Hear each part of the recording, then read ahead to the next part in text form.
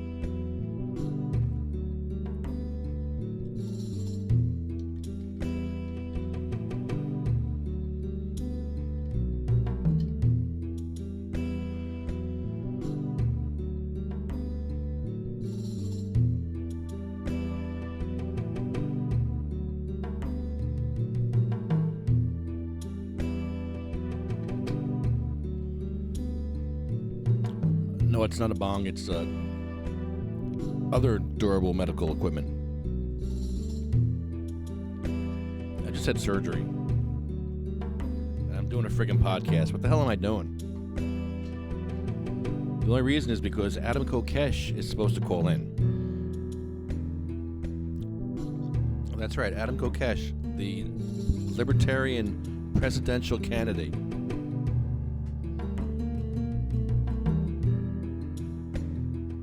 I've been a Libertarian my entire life, so this is exciting to me to see Adam Kokesh running as the Libertarian candidate, and I think he's going to kick some ass. I want to know if there's debates coming up. I want to know more about what his platform is. And does he plan to do any more dance rallies?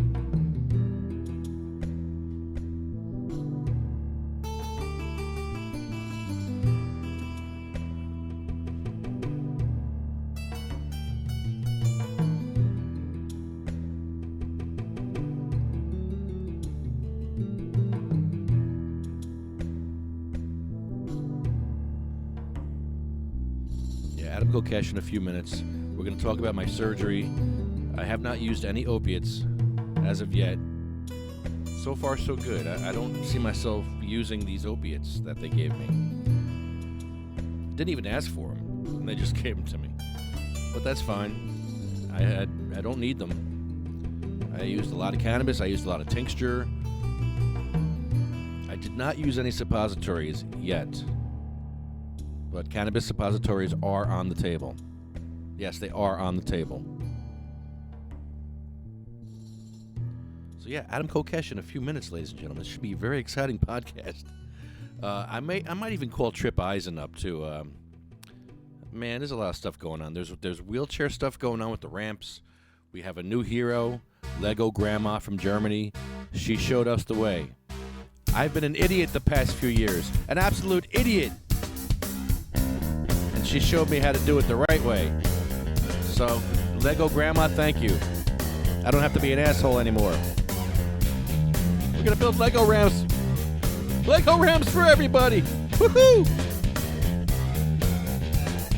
Bring in the boss one. I'm gonna get mine. Go do the crime if you can't do the time. Don't tell me how you're off and down. When you're smiling in my face, but you play me like a clown. Ain't you fool, bitch? So just step back. Or I'm mad dad when I come down straight. I thought you were my piece, but you play me out. Now I'm mad as hell, and I'm full of doubt. Who you wanna roll with? Who you wanna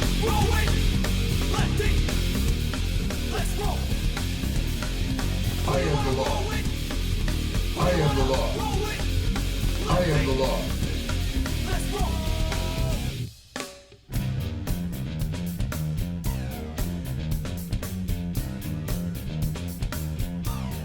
I am the law. Back on the scene, it's time to get mean. I'm a lean revolution machine. For what people stay, they sway. For today is good as any day. Y'all feel slightly dis, let's resist. Raise your fist and pump like this. Promises all the time. Don't cross the line, and you know it's mine.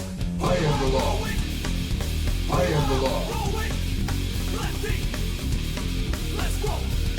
I am the law. Who you wanna roll with? I am the law. Who you wanna roll with? Let's roll. I am the law.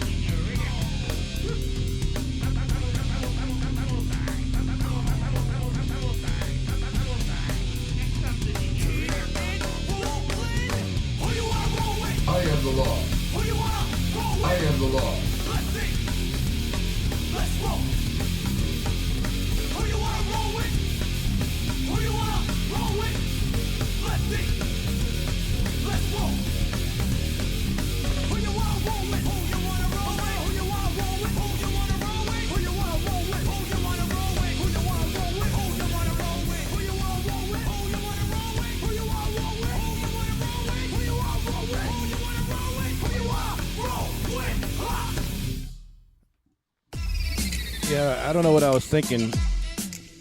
Planning this interview right after my surgery, I wasn't really thinking. But when you get a chance to get Adam Kokesh on your show, you suck it up and you do a right-handed show. I got a sling on. No, not a Klingon, a sling on.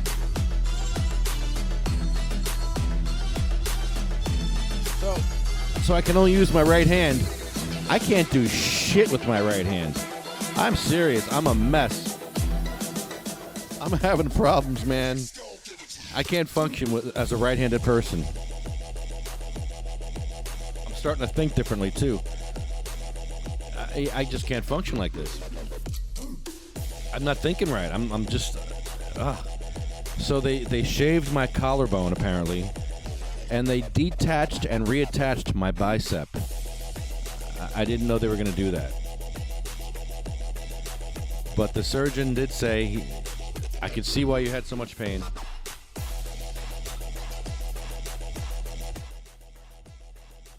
I'm having spasms right now. Oh, I'm having a spasm right as we speak. Hello, you're on the air. Hello? Hi, you're on the air. Hey, man, what's going on, dude? Hugh Giordano, what's going on, buddy?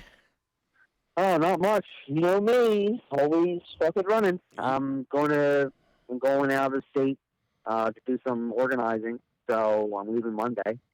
So I'm 3 months. 3 months, man. I'll be on the road. 3 months, whoa. Yeah, man. But I'm happy because I'm going to be organizing cannabis workers. So I love it. So you know me. I'm all about it. So, awesome. So, how you doing? I'm just recovering, man. I just had surgery, so I'm just recovering from this. I saw, and I know, dude. I don't know how you do it. I don't know how you do it, man. There was something going down with you, man. Yeah, I'm having a weird spasm right now for the last 3 minutes on my shoulder. Is any of the medicine helping you or no? I got tincture. I got oil. I'm good. Yeah, it's been helping. I didn't take any opiates. No opiates as of yet. So good. Yeah, of course. I know, man. That's great, man. you are the man. Patient advocate. You're the guy, no doubt. How can I be the man when you're the man? Oh, I don't know, man. Maybe one day I'll be somebody, but till then, what do you call it? I need to ask you for a favor, if you could. Okay. If you don't mind. Okay. The UFCW, so Labor Peace. Okay, we have Labor Peace with MPX, which is opening up in Atlantic City and Pleasantville, right? They signed the Labor Peace agreement. Hugh, with us in New York. Hugh, Yeah. Hold on. Let me call you back in a couple minutes. I got to take this call. I'm sorry. Oh, yeah. Yeah, take your time, man. I'll We'll call talk you later tonight. I will call you right back. All right, bye. Yellow, you're on the air. Hey, Lucky. Adam Kokesh calling. How you doing, brother? Adam, how are you, dude? Good to hear from you. Yeah, thanks for having me on this evening. I appreciate it. Dude, we love having you on.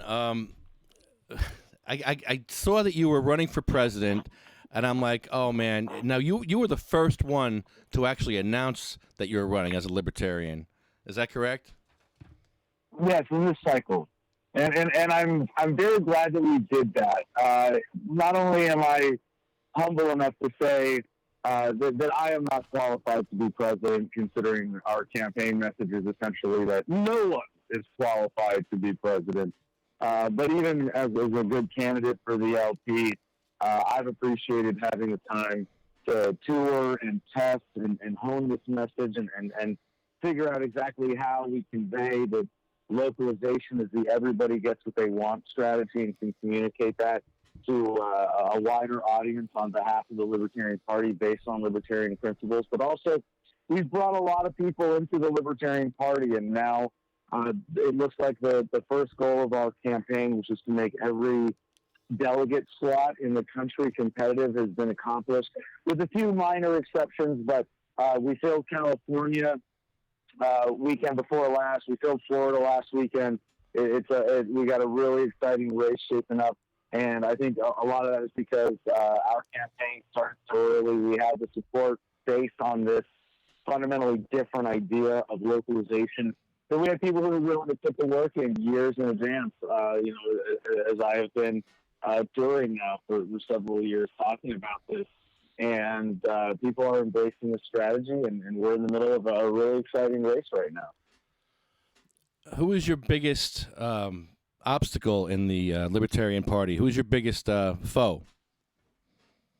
I don't think I really have one. We're kind of in a unique position, actually, where we have the firmest support because it's people who understand that this is a fundamentally different strategy of localization, of throwing the ring in the fire instead of putting it on and pretending that because we're libertarians, we're magic and we're not going to turn into Gollum.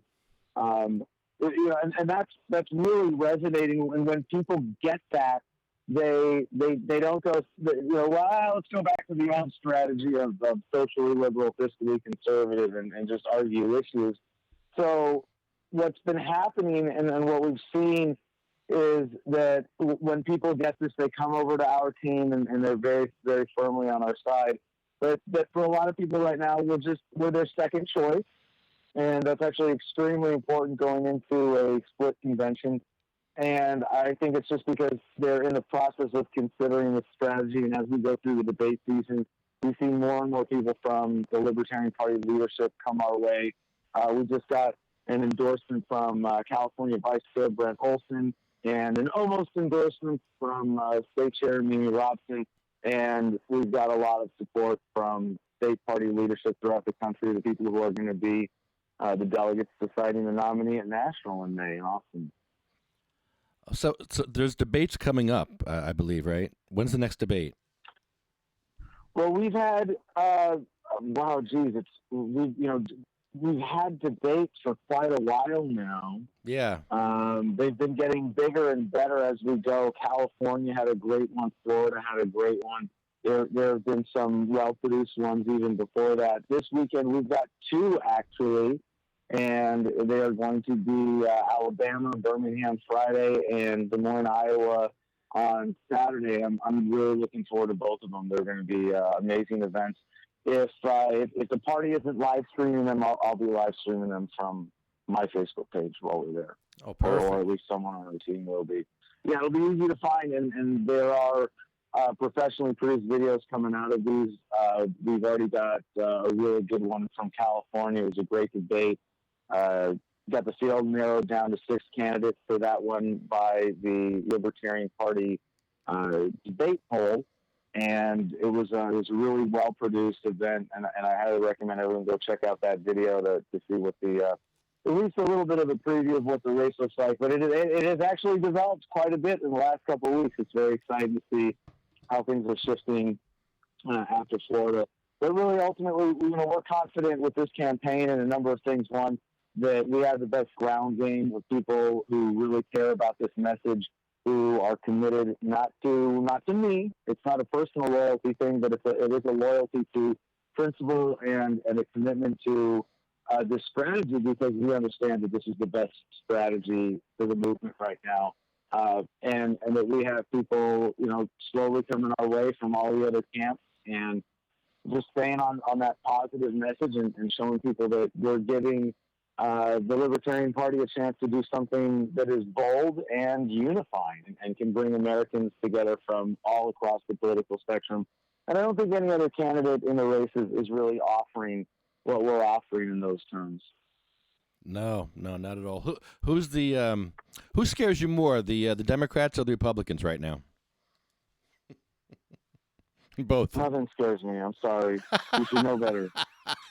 Well, it's the 2 wings of the same bird. Thank you. I think there's a word, blank bird. They're working in tandem, and I prefer to refer to them as the duopoly that we are in the process of overthrowing. One of the things I'm most excited about 2020, I'm kind of kicking myself, but I didn't figure this out earlier, but we are going to guarantee that the Libertarian nominee is in the debate in 2020, because what we're going to do is march on the debates the way we marched on the White House with a formation of veterans when we did this for the Ron Paul presidential campaign. But this time we will be actually marching as a formation on the debates wherever they're going to be hosted, and we are going to demand that the Libertarian nominee be let in. And if they refuse to let in the Libertarian nominee, we're going to sit there, we're going to block the entrance. And if the Libertarian is not allowed to debate, the Republican and Democrat will not be allowed to debate either. And if they don't give into that demand, then we are going to hold our ground and peacefully resist and allow them to arrest us one at a time. But that's what they're going to have to do if they want to keep this sick duopoly debate going. Now, would this be an open carry situation again, or no? No, definitely not. Definitely not. We're asking veterans to bring troops. Now, this is getting a little ahead of ourselves since they haven't announced the dates and locations, but we're going to be doing, similar to what we did with the Ron Paul March, asking veterans this time to come in suits, in proper presentable business attire, wearing a cover or a hat of some kind from their military service, or representing themselves as a veteran, or whatever they want to appropriately pin on to their suit jacket, like medals and ribbons or unit insignia. Things of that nature. Amazing. You were arrested in Philadelphia. Was that true? Yes, I have been arrested in Philadelphia several times, I believe, for the Smokedown Prohibition event hosted by N.A. Poe. Great activist there. It was a huge positive series of civil disobedience events that led to a decriminalization policy in the city. And I'm very, very hesitate to use the word proud, but I'm proud to have taken part of that. That was amazing. We were chanting outside when you were locked up. We were chanting outside your jailhouse room. I don't know. Right. Yeah. So that was me and N.A. Poe locked in separation, but together, the two of us in a cell for a week. And it's a really fun little example of not taking a plea, because he took the plea deal and ended up having to deal with probation, and it was a huge pain in his butt for 2 years. And I refused to play ball and stood my ground. And the day after he took his plea, I was released with no charges. So I was pretty excited that it served as that example. Of course, as cops and district attorneys have told me several times before, you can beat the charge, but you can't beat the ride. And a week in jail for me, when this is what I get to do full time as an activist, an independent media producer. It's a small price to pay, but I understand if you're working 9 to 5 and supporting a family, that could be a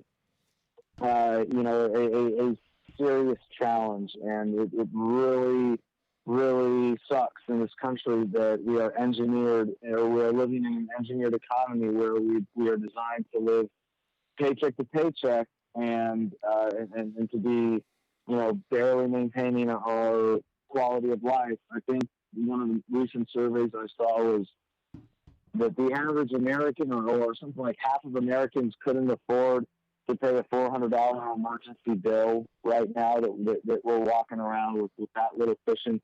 It's really sad. It's designed this way, and a lot of this is centered around federal government corporatist policy, the Federal Reserve, the banking system, and it's time to turn the system on its head.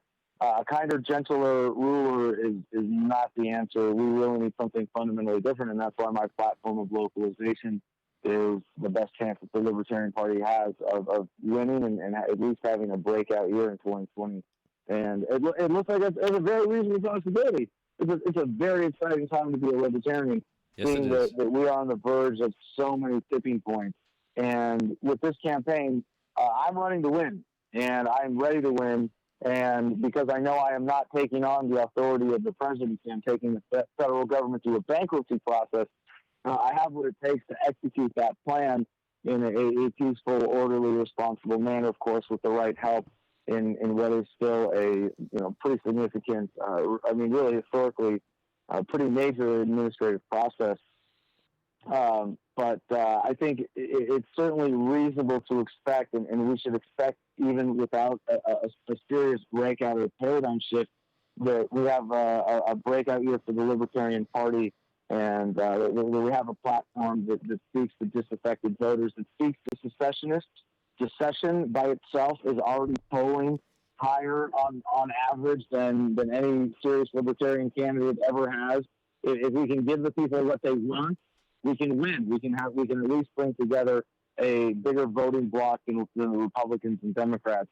And just as a little numerical evidence of this is a really cool, without getting too wonky in the numbers, just stick with me for a minute here. Picture this. In 2016, if not voting was considered a vote for nobody, the Electoral College results would have been 21 for Trump, 72 for Clinton, and 445 for nobody. Let's give the people what they want. Let's win for the Libertarian Party, bring people together around localization. We can do this, and this is the opportunity with this campaign and what we see happening in 2020. I love this. Are you the front runner right now in the Libertarian Party? It looks like you are. I would hesitate to say that. Definitely one of the top tier candidates right now. It really is a toss up. It is. I don't even want to handicap it on the record. I'm always near the top of any of the significant polls. I think we're well ahead in the ground game of organizing delegates. But I don't want to count chickens before they're hatched. We've got a real campaign on. We've got a real fight ahead of us. And while I think I'm in the best position to win the nomination, and I think we're in the best position to take the LP to a breakout year in 2020, there's no sure thing. And we've got some serious competition. We've got some other great candidates in the race, who many of them would be leaders and examples for the Libertarian Party to put forth as a presidential nominee, who I would be happy to support. And what I mentioned about storming the debates with formation of veterans, I'm going to be doing that regardless of who the nominee is. And I'm really excited for the opportunity. Regardless, like I said, I wish I thought of it sooner, but we're going to make sure that if they don't allow the Libertarian to debate again, we're going to make a bigger story out of that than the debate itself. Yeah, they can't keep us down forever. Chris Goldstein. Absolutely. Chris Goldstein said he still has PTSD from hanging out with you. He had some questions. he asks, would hemp bullets save the world? Hemp bullets. Yes. Oh, geez. Well, I mean, if you want a serious answer to that question, I would refer you to a very funny video I did called Adam versus the Pepper Spray and the Taser, and you can guess what happens in that video. I don't think I have to spoon feed you the plot here, but I'm a big fan of non-lethal weapons, and it's not just because I'm a felon and I'm not allowed to own a gun. Even when I did, I always thought if you're carrying a firearm for self-defense, it's kind of irresponsible to not also have pepper spray or a taser, and I prefer pepper spray by far, and you'll see why. She watched the video. But tactically, for most situations, for most people, I think a pepper spray is more appropriate. But if you have a firearm, that you should have some means of escalating force, because a lot of the situations where people use a firearm for self-defense, they're defending someone who's against someone who's drunk or on drugs, or maybe even been drugged by someone else. And if you can spare their life, preserve the value of a human life instead of end it and still defend yourself, that should always be preferable. And I think one of the great things about progressing to a more free society is that we're going to see human life valued better in how such situations are handled by legal systems and by society as a whole. As much as I'm pro-gun now, and I think I have the best credentials to be able to say that, having done 4 months for gun rights civil disobedience, in a sense, I'm willing to say that I'm anti-gun for the long run for self-defense. Not that you should ever not be able to own a gun. Yeah, absolutely. On your own property, you can own whatever you want. That is a basic human right, and I would never suggest interfering with that. In a practical sense, though, if you have Star Trek phasers, and you can shoot someone in the pinky toe and disable them without destroying their life, and you can, detain them and safely contain them and prevent them from causing any harm to anybody else, certainly that would be preferable to shooting them. In fact, that would be better than a gun from a pure defensive perspective, because you shoot someone in the foot with a gun, you're just going to piss them off really bad, and they're still going to be coming after you.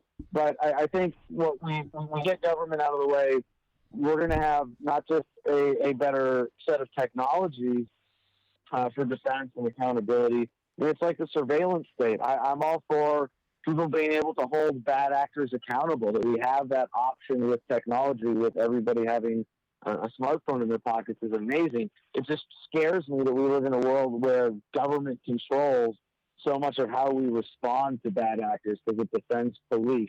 It protects politicians. It doesn't serve people as well as the system should. And it's the same thing with defense technology and defense, dispute resolution. You got to look at the system we live under today and go, holy crap, America is too good for this government. We are capable of so much better than this. And, in the sense that a fish rots from the head, pull this thing out by the root.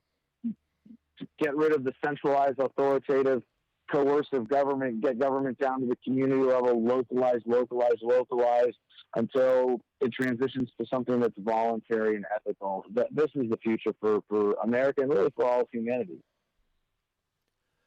The issue with medical cannabis patients and guns is a very contentious one. They're basically, if you have a cannabis card, you're going to lose your guns. It really shouldn't be. If my neighbor has a gun, I would prefer that he be stoned rather than not. Right. It's less likely to use it in anger. No, and I say that half jokingly. It's true. I support safe firearms ownership and safe conscientious drug use, and the absolute freedom to do both as you see fit.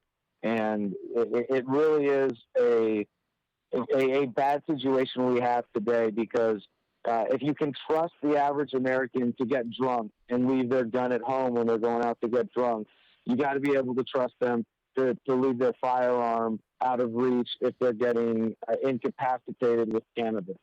And to hold people responsible for bad actions, not for victimless crimes, and have a system of real accountability for that is going to solve a lot of these problems. Obviously, as a drug mixed with firearms, alcohol is far more dangerous than cannabis, and unfortunately, our legal system doesn't reflect that today. And one of the things that's worst about that is that it encourages veteran suicides, because the VA presents veterans with this dilemma. Hey, you can keep your gun rights and take these pills, or you can smoke cannabis and give up your gun rights. But if you take the pills, by the way, suicide is a side effect of half of them, and you're going to be able to drink alcohol still. A lot of veteran suicides happen just because of that. It really is a tragedy. It's a result of, again, the corruption of the federal government, special interests, the drug war, setting up laws that keep the rich getting richer while the poor get poorer. And, whoever gets thrown into the meat grinder in the meantime, the people who are profiting from the system really don't care. I'm surprised the NRA hasn't taken a stand on this issue. Well, the NRA is a pretty, I don't want to comment too much, but it's obviously become more of a wing of the Republican Party than a true gun rights activism organization. And it's really sad that most Americans haven't figured that out yet, who are, proud to support gun rights and defend their own gun rights. Having an NRA sticker, you see it on, a lot of vehicles, especially where we're driving around in the country right now. But there are a lot of better gun organizations than the NRA, Gun Owners of America for one. But the NRA is not. If you want to invest in defending gun rights, the NRA is not a good use of time, energy, or funding, unfortunately. Yeah, it seems that way. Here's another issue. The ADA access. I know libertarians don't like to add more laws and regulations. How do you feel? How do libertarians, or like yourself, how do you feel about ADA access into these buildings? Like, I'm fighting for ramps all over Hudson County here because there's no access. Yeah. But you say the business owner let the business dictate that, right? Yeah, absolutely. I think if you have, for example, you're a rock climbing shop. Do you really, maybe this is a bad example because I'm sure there are lots of people in wheelchairs who I could send you a video. Would really enjoy the challenge of rock climbing. Yes, yeah, I really there are nuts out there. That one. No, I'm just trying to think of an example off the top of my head. Excuse me. But no, like for example, if you have a business where you don't have any customers who need access, one customer shouldn't be able to force your business to do anything like that. And I think the best, any time you allow for coercion into a situation, you're going to have unintended consequences. You're going to make things worse. And one of the unintended consequences with the ADA is that there are a lot of people in government, bureaucrats, who use it as an excuse to harass small businesses. Your ramp's not tall enough. It doesn't meet these standards. Your handrail isn't in place. Right. And I'm all for disabled access. The question is, how do we go about getting it? And I would rather see a peaceful solution over a coercive solution every time.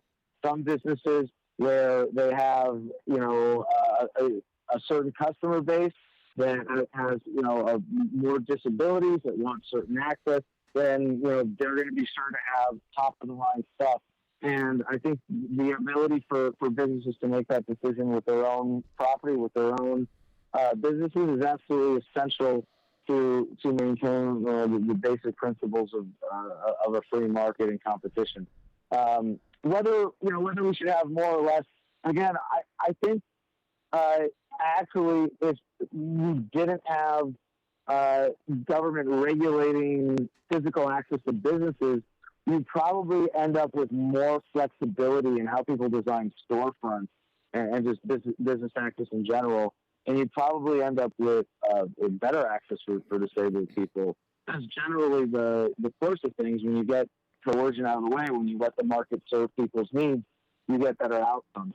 Sometimes you can force a better outcome temporarily, but the unintended consequences of that are vast and far-reaching, and sometimes one of the most destructive things it does is it holds back innovation. People say, well, look, we put in sidewalk in accordance with local zoning laws.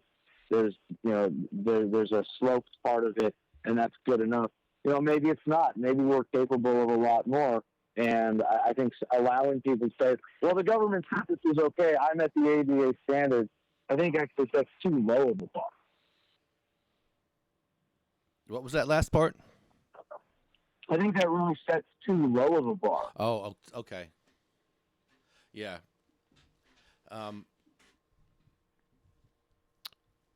Sorry, I lost my note here. The other issue I wanted to ask you about was abortion. And there's a thing now called the artificial womb. And the artificial womb may actually change the whole argument about abortion. Have you heard about the artificial womb, and how do you feel about something like the artificial womb giving more choices to people? I haven't heard anything about it as a recent tactical development, but I remember reading about it years ago when it was first starting to get developed seriously, and I'm really excited about it. I think it's amazing that we have that ability to preserve human life that way. Again, it's an example where, if you're pro-life and you say we want to force women to have children, well, then you remove the incentive for this, which may be a much more humane option in a lot of cases. Yeah, it would seem like it. I mean, it would give women more choices, and it would give that baby the inalienable right that the woman already has with her right to abortion. Right. You still have the right to your abortion, but you also have the baby has the right to the life. So it's a win-win, right. Yeah. But I've had... The pro-life, pro-choice debate is such a... I don't mean to demean it, because it's a serious issue. It's a very serious issue. But it's become a silly political football. It's really disgusting what American politics has done in demeaning this serious issue and polarizing it and simplifying it as left-right, pro-choice, pro-life, binary spectrum. Well, obviously, it's a way more complicated issue than that.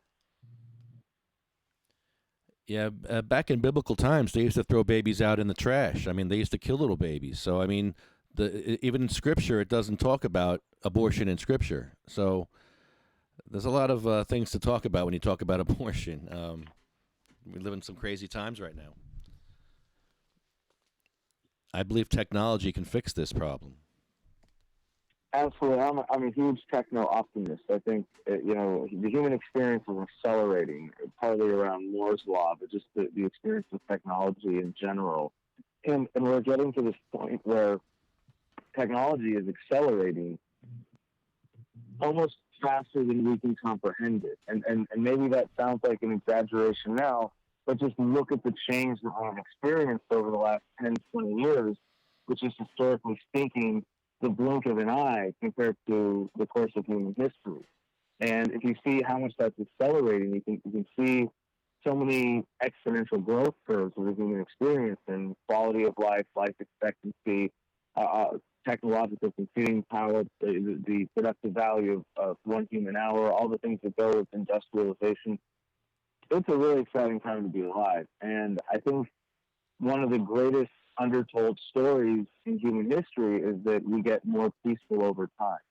And this isn't just my own observation, but I love to cite the work of Professor Steven Pinker of Harvard, who wrote the book, The Better Angels of Our Nature, and did a great TED Talk on this, and has proven academically, irrefutably, that not only are you less likely now than ever before to be subject to violence at the hands of another human being, but that this is the continuation of a clear historical trend. And when you understand that a free society is a nonviolent society, and that the measure of evil of government is not its size, but its violence and how much it pulls us away from the state of harmony that would exist in its absence, then you have to look at this and say, wow, this is the ultimate marker of human progress. We are getting more peaceful over time. We are getting more cooperative, more harmonious. And the establishment then of a society free of institutionalized violence, as we know government to be today, it seems inevitable. And whatever course that we're on to achieve that is accelerating right now. And I wouldn't want to be doing anything else than what I'm doing right now to be able to have a hand in shaping the course of human destiny. And I would encourage everybody to zoom out and take a look at that bigger picture and take stock of their lives and see what we're going through as a species right now and decide, what do you want your role to be in? Yeah, what's your purpose in life? Figure it out. Adam, your first 100 days in office, what are your plans? You're going to dismantle the Space Force? Yeah, that's an easy one. Well, this platform, again, is based on throwing the ring in the fire on day one. So I do one thing as president, and that's pardon everybody possible who is in facing charges or in prison in federal facilities for victimless crimes, especially whistleblowers like Julian Assange. Yes. Chelsea Manning, if I don't know what her status is, if she's facing charges at the moment, I think she still is. Ross Ulbricht, political prisoners as well, Ed Snowden. And then we signed one executive order that is a declaration from the American people based on the mandate of this platform to say that we declare the Constitution null and void, and we authorize Adam Kokesh to be the custodian of the federal government, to resign from the presidency to that position, and take the federal government through a peaceful, orderly, responsible bankruptcy process. So on day one, federal laws cease being enforced. And then every single federal agency goes through one of three or a combination of these three processes. Either they get completely liquidated, dissolved, like a bankrupt agency. The records go to a clearinghouse. We get to release all the records after we redact private information that the federal government shouldn't have had in the first place, of course. And then all the assets get liquidated, or they get localized, chopped up into 50 apportioned pieces. And of course, that at the end of the process, 50 independent states and up to 562 sovereign native nations. So one of the things that we're going to be doing very early on in the process is setting up the Bureau of Indian Affairs to accept petitions from native tribes to be sovereign and to reclaim land that's been stolen from them, and then become sovereign units on par with the states. They won't be forced into remaining part of the existing states that they might fall into, or like the Navajo tribe that, whose reservation is, I believe, in 4 different states. They would have they wouldn't have to sort of be political captives of those now sovereign governments. So setting up that agency, allowing for that process to take place. And then the third option is to be spun off. So, for example, the records agency will probably use the Library of Congress as a clearinghouse for the records. The Department of Veterans Affairs will be privatized, by which we mean give every veteran in America one ownership voting share. You give the VA to veterans, get the politicians, the special interests, the bureaucrats out of the way, and end the drug war. I guarantee you're not going to have 22 veteran suicide today. And then, with the NSA, the CIA, the FBI, there are, pretty significant processes there, and the actual dismantling of those agencies and dealing with the properties is going to take several years. With the military bringing home these bases right away, and the military gets split into what is offensive and what is defensive, and the defensive assets get apportioned among the now sovereign states, and the offensive assets are de-weaponized and go in the liquidation pile, along with all of the land that the federal government claims to own, which is really a measure of our potential and our birthright that has been stolen from us.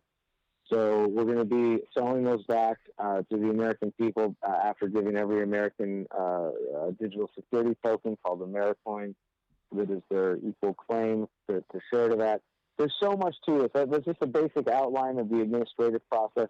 I wish we had the time to go in issue by issue, because with the idea of localization, decentralization of government, restoring the power of individuals and communities. Even the things that I was concerned with, and that this is always in the interest of justice, but that there might be some negative consequences. There really are. I got a few unemployed IRS agents. I think we can handle that. But it's an extremely moderate plan. We're talking about cutting 3 million jobs of the federal government out of 22 million who work for government at all levels in the United States. A lot of those jobs are going to get absorbed by state governments. State governments can get more customized to their people's needs, and eventually, like I said, down to the community. So, we could go into so much detail on this, and everything. If you would ask, even the things that like me, I was skeptical about. You go, oh my gosh, wow, yeah, it makes that better too. And if anybody, has any questions about that, feel free to email me if you want to get involved as a delegate. Especially, we're about third of the way through convention season right now. There's still a lot of delegate seats up for grabs. If you're in the right place at the right time, it's actually really easy to get plugged in. And we want to help people who care about freedom in this message and want to see the Libertarian Party win, be at the National Convention in Austin, Texas in May of this year. So, let me know. We'll make it happen. Send me an email, adam@thefreedomline.com. That's my main website, thefreedomline.com. You can find our campaign website, my YouTube channel, all my social media, my book there for free, everything else from thefreedomline.com. If they want to donate to your campaign, that's where they go? Yeah, well, no, from there, though, you see the link to kokeshforpresident.com, and it's easier to remember the freedomline.com than how to spell my funny last name. So we just send people there. But yeah, you can click through. It's not hard to find, and we do accept donations in Bitcoin and Bitcoin Cash and every other cryptocurrency that people want to give us.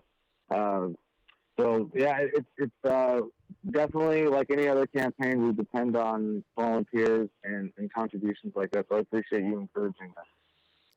We support you here in New Jersey, Adam. We're gonna keep supporting you. We're gonna get your word out, and awesome. We love you out here. Well, hey, Lefty, I'm glad you reminded me because we have the New Jersey State Convention coming up on March 21st. I think it's probably the 21st and 22nd that weekend, but at least Saturday the 21st, myself, and I think most of the Libertarian Party presidential candidates are going to be there for the New Jersey State Convention. You got 20 delegate seats up for grabs there, and it would be great to have people who care about this message fill those seats and be there. So if you're listening from New Jersey and Lefty, I hope to see you there March 20th.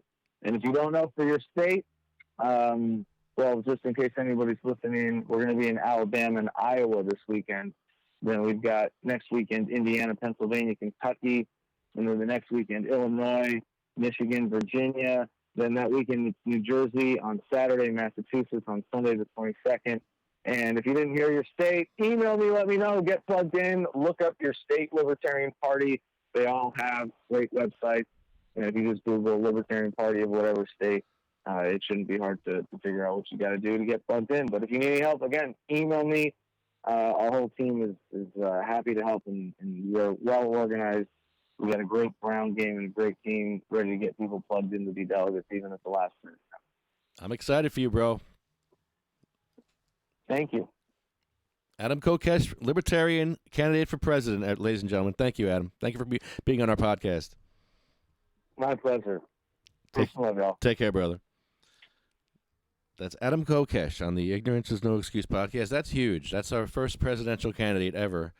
And, wow, good stuff. We've had him on before. He's always a good call. He's been around for a long time doing activism, doing being a freedom fighter. He was over in Iraq fighting for your freedom. I got a call here. Let's see. Oh, cool. All right. Well, if you hang on one second, you got to pay our bills here. We have a new sponsor, and it's... Oh, shoot. called Dragonfly Health. Can I do this with one hand? One hand? Oh, man. I'm not a righty. Dragonfly Health, get your recommendation. Dragonfly Health for your condition. Dragonfly Health, get your prescription. Dragonfly Health for a consultation. Think about some cannabis, yeah. Well, I got hurt and I needed some help, so I headed to Turnersville. Dragonfly Health, get your recommendation. Dragonfly Health for your condition. Dragonfly Health, get your prescription. Dragonfly Health for a consultation. The best care that you'll ever get. You'll feel you're among friends.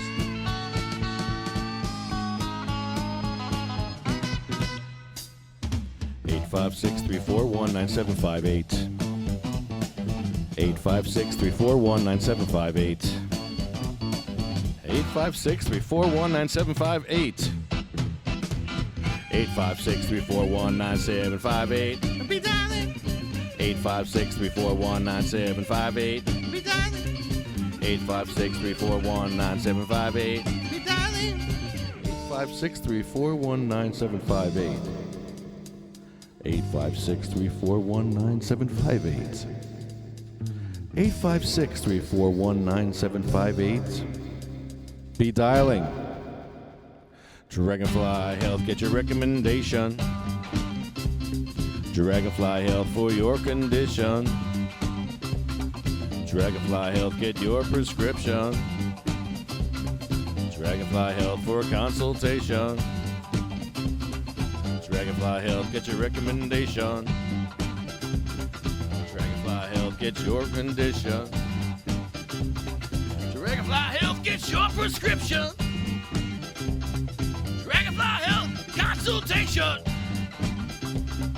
856-341-9758. Be dialing. 856-341-9758. Be dialing. 856-341-9758. Be dialing. 856-341-9758. Be dialing. 856-341-9758. Be dialing. Dragonfly Health, ladies and gentlemen. Whoops. All right, back to my call here. I had to interrupt my call before. All right, let's hope he's back on. Okay. And he was just about to ask me some kind of question, a favor. Hello. Hi, Hugh. Hey, man. How you doing? I'm sorry about that. I had a scheduled call with Adam Kokesh, of all people.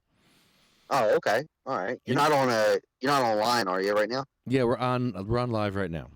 Oh, live. Oh, okay. Well, I didn't know that. Yes. I said that before, didn't I say we were on the air? No. Yes. No. I said we're on the air. I didn't hear it. I'm sorry. I apologize. No. Anyways, okay, good.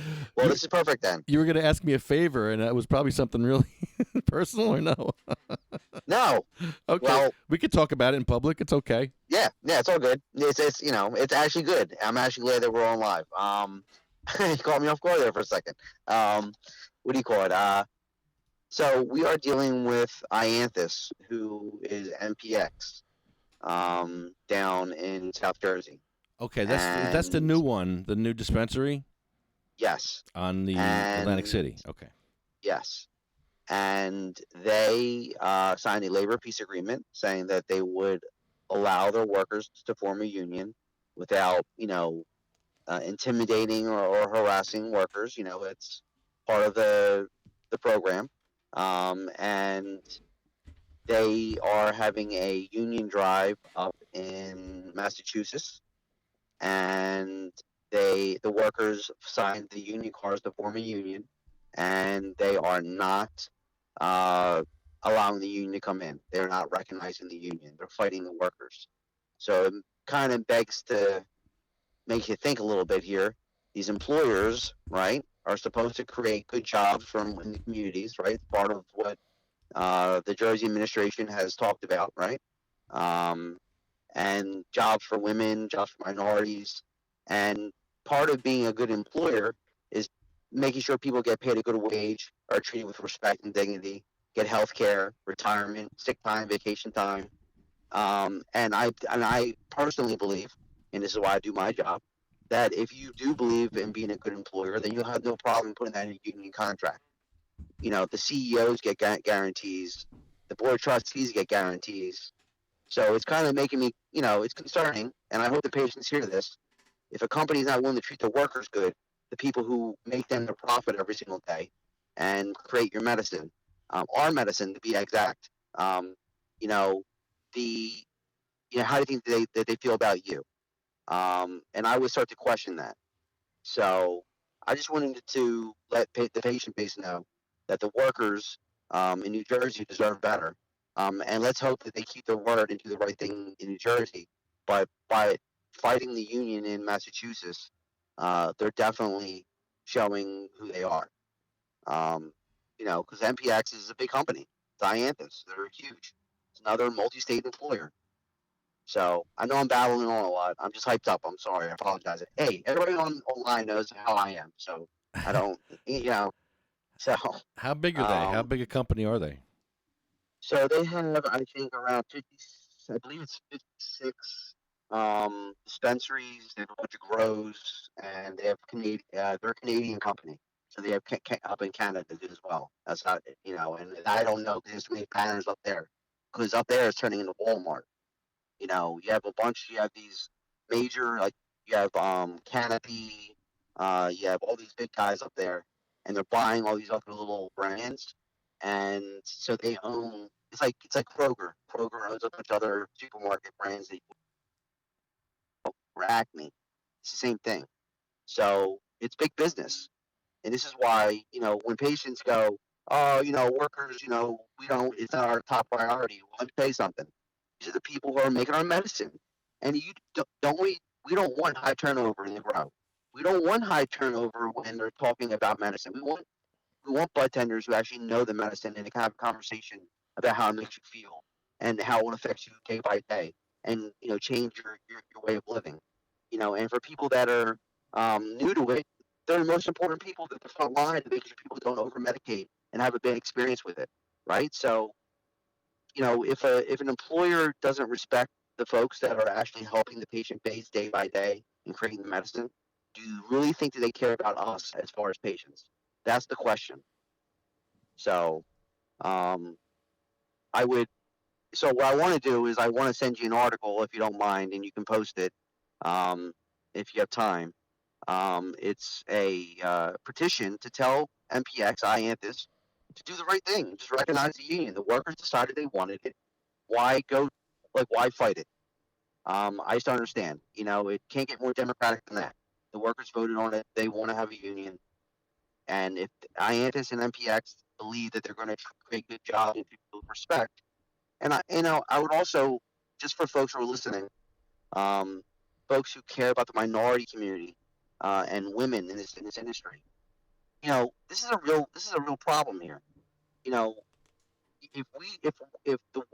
the company is not willing to say we're going to treat all workers with basic respect and dignity, do you think a big business owned by typical, folks, big business folks, do you think they're going to care about folks when they move into Newark or they move into Hoboken or they go down to Vineland or Millville and they have outdoor grows eventually, and they hire people of color and immigrants and treat them like crap, and that's a shame, and we need to think about these things, and so I'm passionate about it. I know you got. I'm sorry, but it's frustrating. It really is. It really is frustrating. So that's what I was calling you for. Just wanted to have a conversation about it, see if you could share that for me. It's a fight between good and evil. It's been going on forever. You got greedy people. You got givers versus the takers. Yes, and that's just the way it's going to be. And look, I don't expect every patient to say unions are good. I'm not telling you to say you're pro-labor. What I'm telling you to question is if a huge multi-billion-dollar industry is unwilling to say, I'm going to put my workers' wages and benefits in writing and pay them a decent wage. I'm not saying they're going to be driving a Ferrari. What I'm saying is they can work hard for 40 hours a week and pay their mortgage each month. That's what I'm saying. And put food on the table and feel like they have a career so that they won't leave and we won't have turnover, which will affect our medicine. So we have to question this as patients as well. Why is this happening? I'm not just questioning this as a union representative. I'm questioning this as a patient as well. We're paying high prices for our medication, high prices, and I'll tell you right now, The I'm not saying highest. that. The highest. Yes, absolutely, and it's ridiculous. And for folks who think the money's going to the workers, it's not. It's not. And just so you know, I'm in this every day. I know what I'm talking about. It's not going to the workers. They're not making bank. They're living paycheck to paycheck. A lot of these non-union places. I can tell you that right now. So when you see the owner driving up in a Maserati, the workers are taking the bus or the carpooling. So and that's the reality of it. Hugh, people are hurting. People that are actually at the dispensaries now, they're hurting people. These people are sick. They have no money. They're on a fixed income. They're probably fighting to get a ride to that dispensary. These are the sickest people in the state, and there's just no compassion. So there you go. So this is a company that's already showing screw the worker, right? So how do you think they're going to feel about you? I'm just saying. No, you're right. There's no. I don't know how else to say it. There's no care in healthcare. There is none. Right. It's all about money. I want folks to know, if you care, if you give a crap about the workers, if you give a crap about the future of our medicine, I encourage you to go to MPX's website, IANTHUS's website, send them a message, say that you think it's wrong that they're not respecting the workers' rights in Massachusetts. How are you going to treat me in New Jersey if you don't treat the workers right? It's not about being pro-union. It's about being pro-worker. They made a choice, the workers. So, and that's all I'm really asking. I shoot. I don't know what to say. Really lefty. I don't have to say. So, you're pro-helpful. Pro-help. Yeah. Well, I don't know. Helpful, not hurtful. So, but I am glad that you're doing okay though with your surgery, man. You're always going through stuff. You know what I mean? So, and you're still out there doing stuff. Every year, I go for surgery. No, it just never stops with you. They shaved my collarbone and they reattached my bicep. I don't know why they even took my bicep off, but apparently they removed my bicep. I don't know how you're still moving. And I'm I'm right-handed, bro. I can't function. Well, life's over. Life's over. You know how hard the bathroom is? I'm not going to get into it, but the bathroom is very difficult right now for me. Yeah, well, it's I'm sure it is. I hope that you can figure that out. I hope you really do. Any tips? Any tips for me in the bathroom? Nope, I don't have any tips on that one. I don't have any tips on that one. But yes, I want to get back. Oh no, never mind. No. Let me get back to work here because I have so much to do. You are the busiest man in the union, Hugh. I love you to death. You're the best. You're the best. Well, I don't know about that. I just enjoy what I do. I believe in it. That's why. I know them. I really do. I do it because I believe in it, and that's what it comes down to. And I think cannabis. There's a lot going on here that we need to address now. Patient rights, workers' rights. It's all one and the same. It's not the rich man or rich woman making all the money, right? It shouldn't be that way, but it is right now, and it'll continue to be that way unless we unite. And I really hope we can. I'm always in your guys' corner. I love Sativa Cross and Coalition of Medical Marijuana. I always love those folks. So whatever I can do to help, I'm always around. But like I said, I'm traveling, doing stuff. So, but my phone's always on. Me too, brother. Call me whenever you need. Whatever you need. Absolutely. So just when we talk next time, I didn't hear you. Make sure you say, Hugh, just repeating it on the air. Not that I say anything bad, but Maybe I won't say the F word so much. I thought I did. I have to review the tape now. No, it's okay. No, I totally believe you. I really do. I'm pretty good about that. I look, folks. I said the F word a little bit, but it's because I get excited. It's not I say it in a bad way. You know? I sneak it in. I'm like, this is Lefty Grimes on here. I sneak it in there on you. That's why. Yeah, you do. You do a good job. So, all right, man. Well, have a good night to everybody, and whatever I can do, you know where I'm at. All right. Thank you. Thank you, See you, man. Hugh. Hugh Giordano of the UFCW, Local 152. The best. He was the best. Okay, let us try this one more time. Okay, no, we can't talk about that on the air. No, we can't. Well, we can't talk about that. Shoot. Hold on. All right. Okay, let's try this one.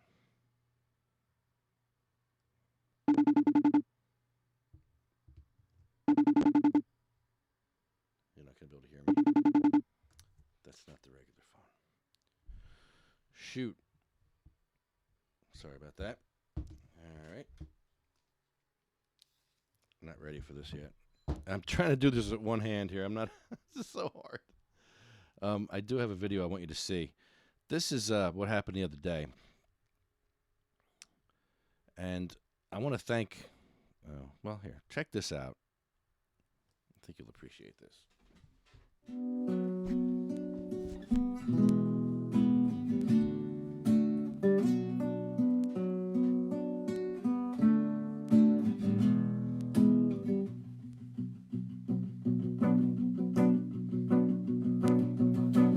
Hey, little stoner, what is it you stole? Hey, little stoner, where was it you told?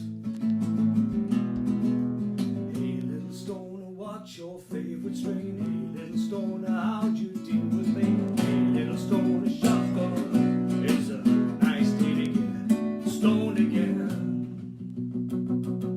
It's a nice day for a white widow. It's a nice day to get stoned again. Hey, little stoner, what is in your bong? Hey, little stoner, your joint is so long. I've been high for so long. I've been in pain for so long. I'll let it go for so long. It's a nice day to get stoned again.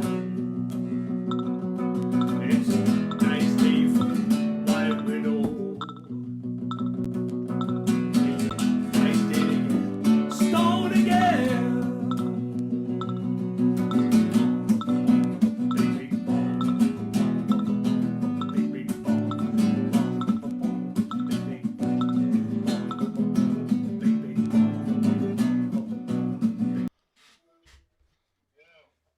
Hey, hey. Let's see if I can hear you. Yeah, we are live. Hold on. Let me set my mic up here. I'm not set up for this. Hold on. Jeff Oakes, what's up, buddy? Oh, I'm just kind of high as hell right now. Really? Yeah, came back from the track there. Put some bets in for us. Nice. So What we got dogs. I think they're all dogs. Devils, Islanders, and the Capitals. So. 3-team parlay, really? Yeah. See how we do. I think it's $139 or something payoff on $15. Sweet. So I guess that's all right. I don't know. I'm not the greatest odds guy when it comes to figuring stuff out in my head. Well, I can do it for ponies. I don't know. I get confused with the sports stuff. It's just mental block. So what are you doing now? Heading home? I'm getting some gas right now, and then I have an errand to run. Uh-huh. So, it's a top secret Undercover move. And yeah, and that's it. And I'm gonna head home and watch our parlay go down the friggin' tubes. We're gonna hit one of these damn things. We did hit one, right? We hit a couple. Yeah. Yeah. We hit a couple. Those were nice. See, yeah. Oh man, when you hit them, yeah, they're nice. See, yeah, I got to figure out how to pick the ones that give you the biggest bang for your buck. You know, the dogs. I got to figure out.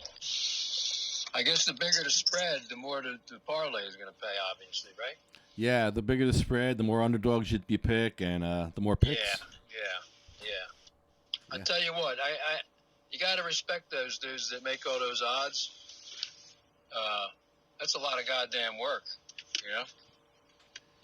I think they know ahead of time. Yeah, well, that's the problem with betting humans. Yeah, they seem to know. And really, like, when you think you're not betting humans and you're betting like horses or dogs, you're still betting humans. Well, maybe not. Maybe not with the dogs, because well, the humans can mess the dogs up too. They can shoot the dogs up with all kinds of shit too. They do. So, yeah. I think I read somewhere where that's a huge problem with the racing people shooting up the dogs. You know. The horses too. Don't they shoot them with Lasix or something? Well, Lasix I think is legal to a certain degree. I don't know if it's regulated by the actual dose or amount they can give them. Yeah, it'll tell you right in the program. First time Lasix on when they hit a horse up, and that's usually a good time to hit a long shot. Sometimes some people do that move. They'll wait for a horse that's treated first time Lasix, and they'll try to bang a long shot. You know. But I was messing around with my dipper tonight, and I don't know. Did you get a kit with yours with the hose? It's a hose attachment that fits on a typical bong. And it was the first time I used it tonight because I didn't have the fittings, but I figured it out how to rig it up. And I'm telling you. You like it? Oh, my God. Remember when we were at Dan Kapowick's house down in Seaside or whatever? Yeah. And he had that he had the banger with the thermostat on it. The electric. Yes. So it was like hot forever. That's what it was like. It was similar to that, not quite that effective, but yeah, the dab would hold his heat like twice as long as hitting with just the battery. But I got pucks. I got root beer candy pucks. I got everything. There's a puck, but it's under like 3 layers of clothing. I can't wait till summertime where I can get naked again. Ow. Put on my Speedo. Chuck said he was out in his Speedo the other day in his yard. You see that? I believe him too. Of course you have to. He was naked. He gets naked in my studio, bro. I know. Does he? He just drops trow? Yeah, he don't care. He gets hot and he's got to just, yeah, I hear. He's the best. Comfort is king, man. I don't care no. Style is out and comfort is in. Now I'm going to medicate in my car with the keys out of the ignition. So you got everything you need. Like you have a new form of chemo you're trying, and I hope you have enough oil. Well, yeah, I'm pretty good. I'm probably going to have to make another purchase soon. But yeah, I can get like carpools to the dispensary now because I got 4 out of 5 people in my family have cards now. So yeah, we can do family outings to the dispensary. I think they should give like the family discount. You know? Yeah, when your whole family shows up. Yeah, I mean, hell. I mean, we're spending enough money there. I mean, I dumped. I'm telling you, I probably dumped close to. Let's see. Oh yeah, like over $2,000 this last couple weeks, last month. Just getting everybody up to date and getting them their first quarter ounce of shitty weed. No, I can't say that. Sorry, Hugh Giordano. I do actually. I really enjoy Garden State product. I don't know why. I think Garden State, to me, it seems like they cure their weed a little longer. I'm not sure exactly what their recipe is for curing, but I don't know. I like it. It's a little on the dry side, which I kind of like, which gives you a nice pile of keef in the bottom. I like that. I'm happy when I get a pile of keef in the bottom of the grinder. Oh yeah. You know? More keef, less seeds. More keef, and then you can go right to the super joint, the super doink, with the keef. Super doink. Yep. Keef coated super doink. Yep. And then it's nice to press too, you know. But I don't have a press.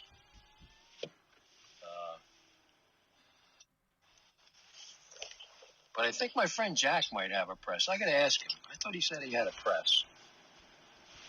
But have you ever tried to press weed? Oh yeah.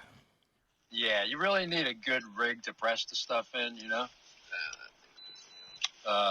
Some of them are just like not up to handling the task, so to speak, you know. There's a lot of processes. A lot of people use bubble hash. Yeah, I like the bubble hash process. It's pretty cool, you know, the way they just keep going from one bag to the next, and the quality just keeps getting better and better and better with a smaller batch. It's yeah, you really when you get down to that real fine mesh, you're in for some real nice pain relief, you know. And then they take the pucks and they cook with the pucks. I think that's brilliant. What do they do?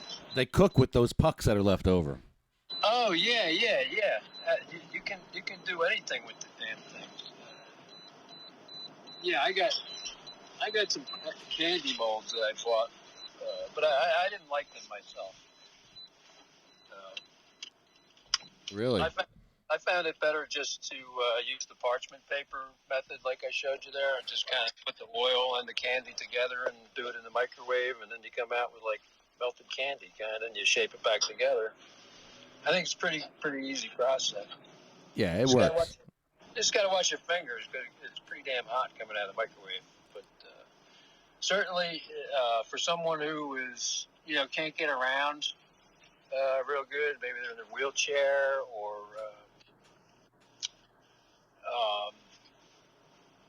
you know, maybe they have like neuropathy like I do in their hands, and they really don't want to be handling stuff that's too hot all the time. It may be a safer method for them, as opposed to like, well, I get nervous when I got to tell people the recipe where you got to use the Everclear. I'm like, somebody's going to start a fire here sooner or later, you know? Because it's not dummy proof, I can tell you that. No. Because I do it in the garage. When I convert my oil, I blow it out the window. And try that damn guy. But I've had people say, "Oh, I do it in the house." I'm like, "You are out of your gourd." I mean, it's not a lot of alcohol that you need to use, but it's enough to burn your house down without a doubt, you know.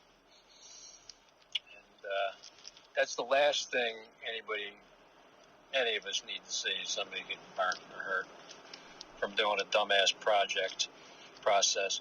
But see, that's another thing with this legalization, and you know, what kind of manufactured products are going to be available is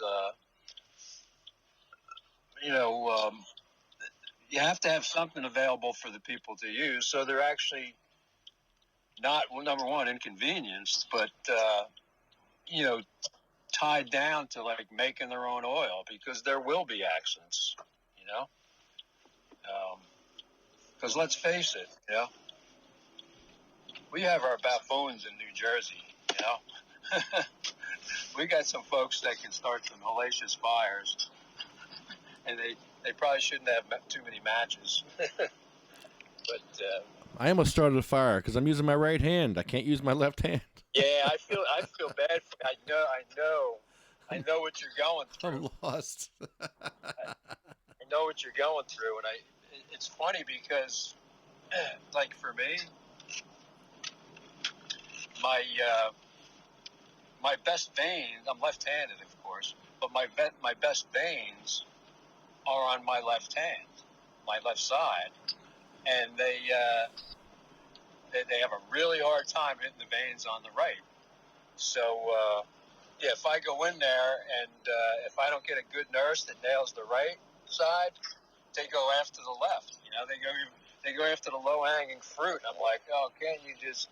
They're like, oh, we don't want to put you in any more pain. And next thing you know, I got an IV in my left side, left arm, and you know the rest of the story. I don't need to repeat that for the audience. Hey, buddy. Well, we'll make it. I don't know. Let's have a little fun. What's the slang term in your family? Our slang term was dookie. I've heard some creative ones, but we had dookie. What else did we have, Pat? Yeah, there's a few of them. And they're all good. We like them all. So, did you hear any updates on? Did you hear any updates on the governor's condition today? Is there anything out? Yeah, I'm wondering when he's going to be giving us a call because, Yeah, I mean, he's with us now. He's one of us. He's disabled, Yeah, it'd be nice to have a little sit down with him,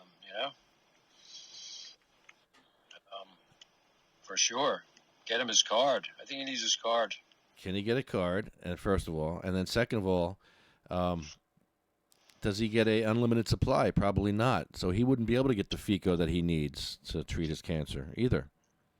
No, because he needs FICO. He'd be faced with, making some moral decisions. Yeah. And for a person in his shoes, that's pretty tough. That's like that one policeman you say you interviewed the chief, and he said how remorseful he was about arresting people, for all his career, and then he came down with cancer, and he ended up using cannabis, right? Yeah, he felt guilty. It was stress that he didn't need. Yeah. So. Damn stigma. Yep. But I tell you what, I mean, you've been at it certainly, I don't know how many times longer than I have, and certainly Jim Miller and everyone else. But, I mean, and from my point of view, we got a lot of things done this year. And I think,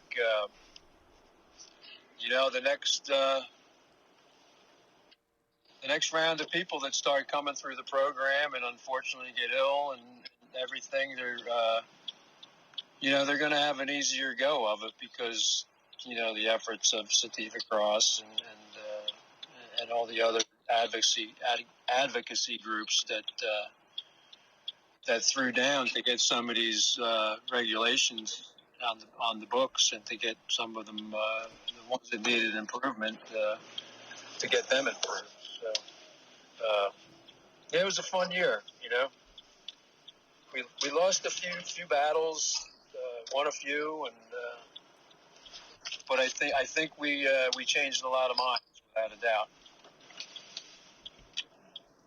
What blew me away the last couple of days was I've been doing this all wrong with the ramps. I've been acting like an asshole. And this beautiful angel from Germany comes and shows us how it's done. She makes wheelchair ramps out of Legos. Yes, I saw that. Man, I'm all over that. Yeah. That's a game changer. Yeah, you can make it fun. Yeah. Find a way to make it fun and not confrontational. And people help out. It's a good thing. Yeah, for sure. Now, these ramps, are they actually like functional? Yeah, they're pretty tough, man. And they're actually made out of regular Legos? Yes. So what do you do? Like super glue them together or something? It looks like they epoxy them together. Yeah. Epoxy. Hold on just a second. Need my credit card. Where's it at? Epoxy or caulk. And don't leave it in the machine. Yeah, I mean, I already, off the top of my head, I'm saying, well, this would be a great project for, like, the Girl Scouts or the Boy Scouts or something. Yeah, you get schools involved. You get Yep. kids involved. They can Yep. learn. Yeah. That's definitely a good idea. So I'm stoked. So, yeah. Well, Lefty, not only that, I mean, all that stuff is great. You could actually get, like, the Lego people involved. Right. You know? Donations. Yeah, the actual company. Say, hey, look what we're doing with your Legos. I mean, they'd be crazy if they did. They'd almost be negligent if they didn't latch onto that as a PR move, you know? I was talking to Chris Goldstein, and he told me there's a group online, a Lego builders group, where they share blueprints and share stuff, and they build stuff together. I'm like, really? Here we go. Well, that's the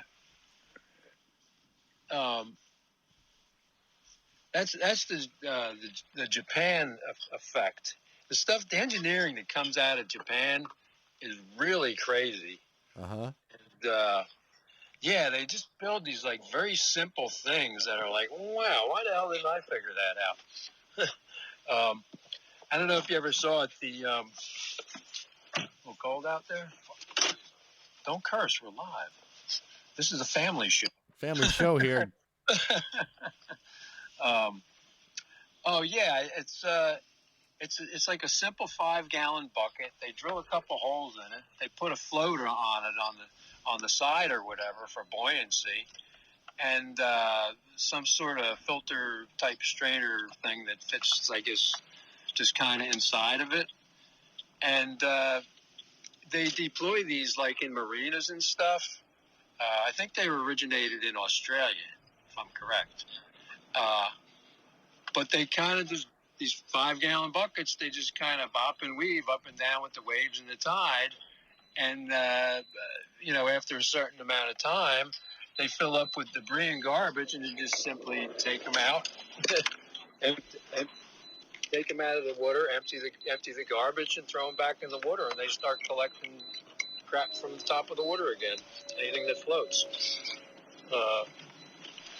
So that's a pretty. I found that extremely interesting. Remedy and a reuse for something. They actually use the garbage to clean up the garbage. It's out of the box thinking. You want me to hold that fast so you can turn your.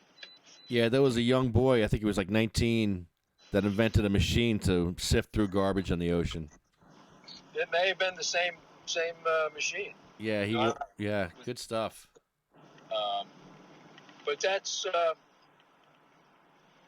what comes out of our colleges. When we support them publicly, is you get a lot of innovative thinking. Everybody complains about how expensive college is, but if we dumb ourselves down and go to community colleges, and we don't seek out the professors that are really on cutting edge of a lot of technology, we don't you got to reach out to them, and then those are the people you need to recruit to teach the younger people. You know. Yeah, we need to invest in our youth because they're the answer. They're gonna solve all these problems. Yes, all this shit that we laid on them, and I got to do sideways and knee sideways. We didn't even lay it on them. It was our fathers and forefathers that ruined our planet. You're right. You're right. You're right. Everyone gets something shit on them. Yeah. But where is everybody tonight? Oh, we got some viewers, and they're in and out. Do we? Yeah. I cannot see viewers on any of my devices at all. I can't figure it out. Which is probably a good thing. Yeah. All right, Lefty. I'll give you a chance. Answer me a question. Oh, jeez, no. Don't hang up on me. I'm not going to do that tonight. I'll reserve that for you if you want. But no, in all seriousness, I want to get off the phone. I'm all right. Win. Yeah, man. I'll talk to you tomorrow. Good luck. I hope we win. Are you planning on coming down for the fights then? Yeah, I'm gonna try to make it down there. Cool. Well, hopefully, I'll be in good shape. So. Yeah. And maybe we can actually stay not high enough to actually go to the track. Yeah, between the two of us, we'll make it. Yeah.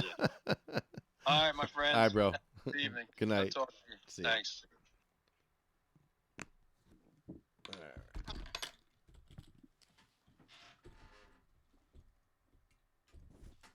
Good stuff. It's Jeffrey Oaks. Hold on a second here. Get rid of that.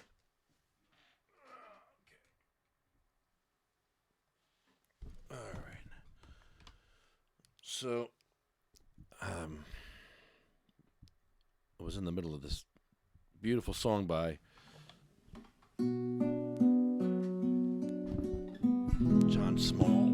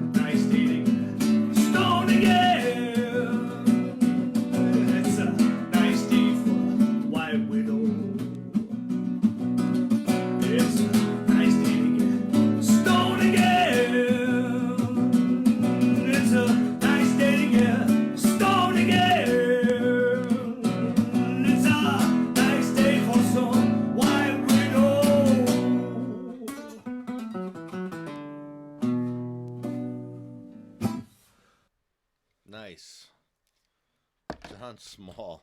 He's killing it, man. Jon Small's killing it. Oh, that's good stuff. All right.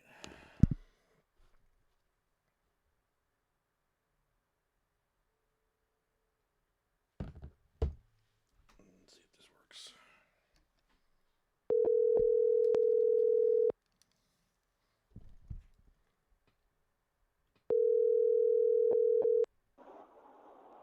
Hello? Hello? You're on the air. Hi, can you hear me? Yes? Well, I'm driving in traffic right now, but I'm on Bluetooth, hands-free. You're So safe. I'm safe. That's good. So I just got back. I just got done with an interview at this really cool place by my new place called McMiniman's Edgefield, and they have all kinds of really cool concerts there. Cool. What are you gonna do there? Not dishes. Not windows. And not windows. You know, they had different options. It was a job fair, and they had different options. So I said, I'll do this, or this. And we'll see what happens. Well, you've been very busy lately. You've been hanging out with the Trailer Park Boys.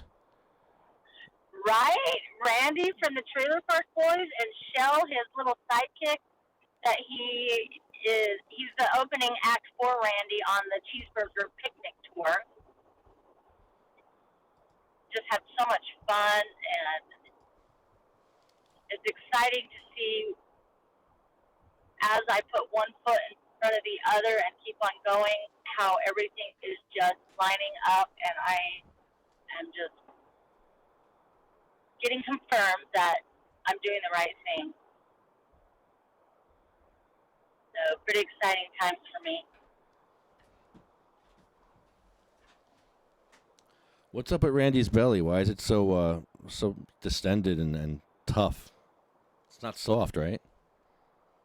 No, it's not soft at all. It's like hard as a rock. You know, he eats a lot of cheeseburgers, so that's a cheeseburger belly.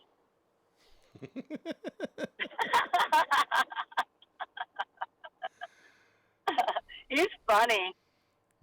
I got to meet with him in a business meeting, and then I got to go and help with with the show that they had in Portland. I helped Irvin run the merchandise table and was treated like part of the team. Nice. It's awesome. Yeah. It's nice that people remember me. Yeah, I saw that he made a nice promo for you. He did. Randy and also Shell did. Cool. Right? Thank you. Thanks for talking about that. That's some exciting things for me. I am also going to be a part of a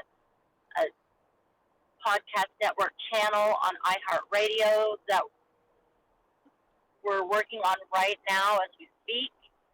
So that's pretty exciting. To put Sativa Cross and Sativa Cross West on there. So we're going places because we're doing it, and we're making a difference, and we're being different, and we're showing up. That's half the battle, showing up. Right? And that's where opportunity comes, is from showing up. So the other day I helped this lady. She had like all these bags. I'm like, can I help you? And come to find out, she's a writer from New York City who came to Oregon that has produced a Shakespearean play. And one of the things that she's talking about is how people of color are treated. And I told her a little bit about what Sativa Cross makes the East Coast aware of and how they are treating the people of color. And so we, had a little bit in common of, similarities of how we're going to be that we're going to change that. We're going to help change that stigma, that ugly, ugly stigma of how people are treated. And so then she introduced me to the director, and then I happened to see them later that night. They were doing a business meeting, and it was all about the things that I know how to do. So I'm excited. I don't know if anything's going to come of it, but this lady I met, I can't remember her name offhand, but she goes to New York all the time, so she wants to meet up with us out there sometime. Maybe come on the podcast, Awesome. I'm just meeting all kinds of really cool people that are just a whole different level than I've been used to, and I'm just thankful for my higher power that I'm listening now, making changes for the positive, and things are just happening to me. But, some negative things still do happen, but, it's a learning experience, and I'm learning.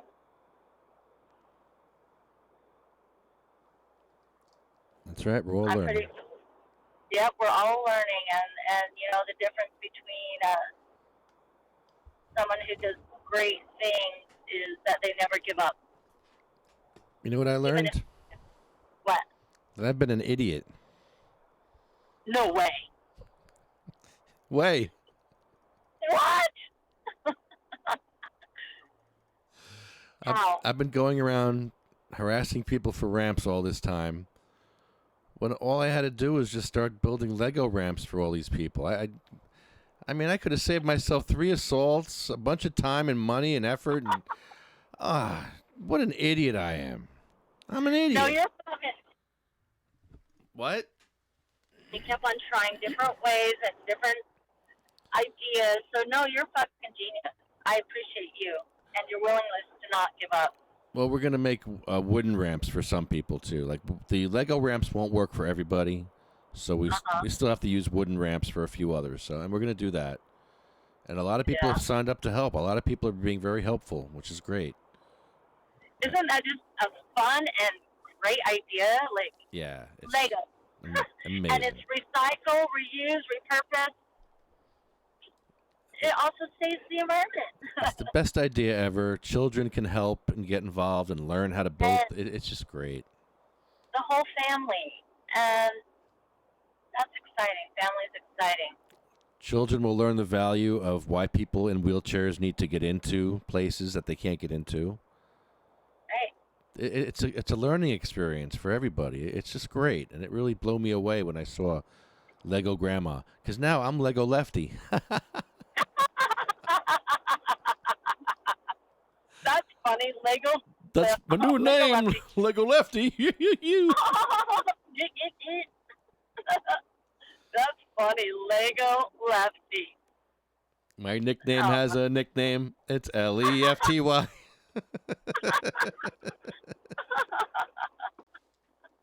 Oh, that's good. That's really good. Yeah, well, that's my project now. I have a purpose in life, and it's to my purpose is to repurpose. I like that. It's pretty cool. That is pretty cool. There's so many people that are not even aware of the complications that people in wheelchairs have. No, they're not. Not at all. There's so many people. And so we're here to help people become aware of these such situations that we need to change. Especially kids, especially the young kids, when they see these wheelchairs, they can have compassion. Their first reaction is compassion. First reaction is compassion. Aren't you a little rhymer? Lego Lefty.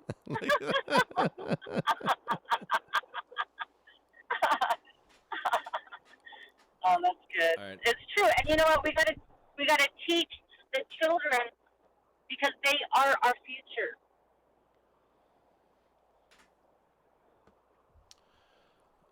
I want to go through our list here. All right. But I want to play something first. I want to play. Oh, my song? My song? No, I don't what? have that song. Oh, oh, now you're Richard. Now you're Lucky Richard. Doesn't even rhyme at all. Funny. Here, listen to this. Tell me if you can hear this.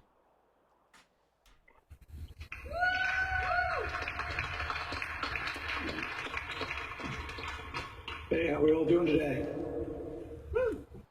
All right, my name's Randy Robertson, and I'm just going to tell you briefly my story. And I'm going to preface this with I get emotional sometimes, and if that happens, I apologize. Since my surgery, it's my wife, my daughter.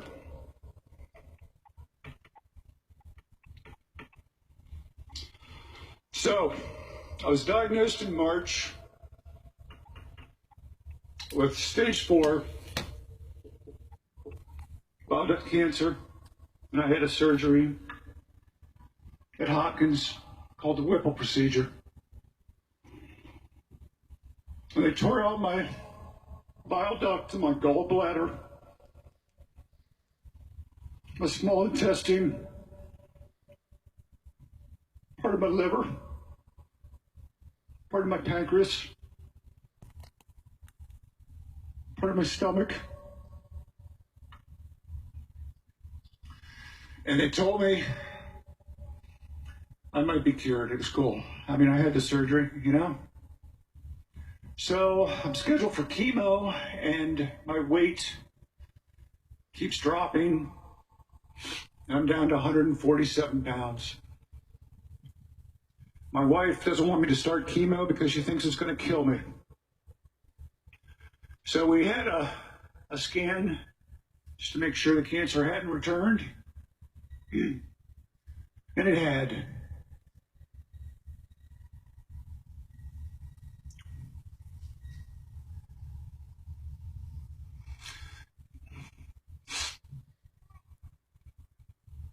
It metastasized to my liver, to my lungs, and I was done. I decided I didn't want to be done. I decided 2% chance to live wasn't good enough for me. I decided normal protocol with a 98% chance of death is not cool. I wanted to live. I have children. I have a wife. I have a family. I'm a taxpayer.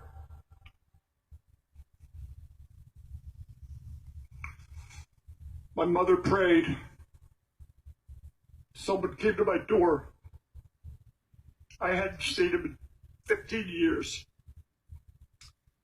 He said, I heard you need the oil. I had no idea what he was talking about. Oil. The hell are you talking about? Magic shit. I tried it. What did I have to lose? I'm going to die. I got up the next morning, and I'd been on morphine, oxycodone, and all the other stuff I had to take. Zofran for my stomach. It was a drawer full of medicine like this. I wanted to take a shower. I wanted to walk my dog. I had hope. I felt good. I stopped taking the poison. I stopped taking the morphine. I stopped taking the oxycodone. I stopped taking the Zofran, the Regulin, the Ativan, Tramadol. I mean, it just went on forever. I didn't stop taking it because I wanted to. I stopped taking it because I didn't need it. I got my first scan. All the cancer in my lungs was gone.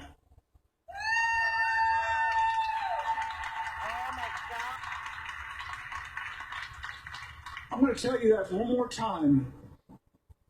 I got my first scan. All the cancer in my lungs was gone. Who would keep this from people? Who? Why? All the cancer in my liver, all the tumors resolved. All the tumors that had not resolved had shrank, and all the tumors that were small tumors remained the same. They had never seen a scan like that in their lives. At Johns Hopkins. So, you see my before and my after on my poster.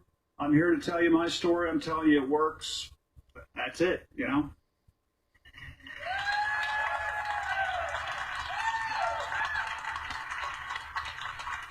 Thank you. Illegally healing.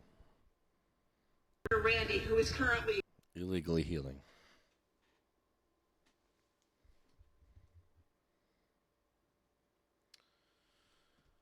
SativaCross.com. CMMNJ.